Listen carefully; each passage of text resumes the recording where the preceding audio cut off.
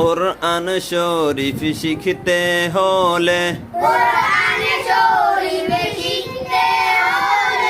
পাঁচটি বিষয় জানতে হয়।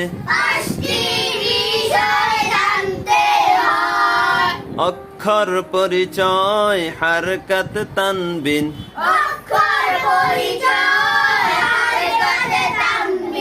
সাকিন তাশদীদ তারে কয়।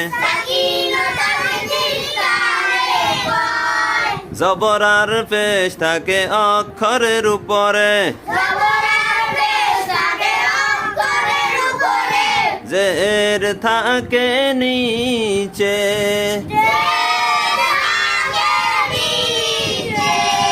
জবরে আকার পেশে রসুকার,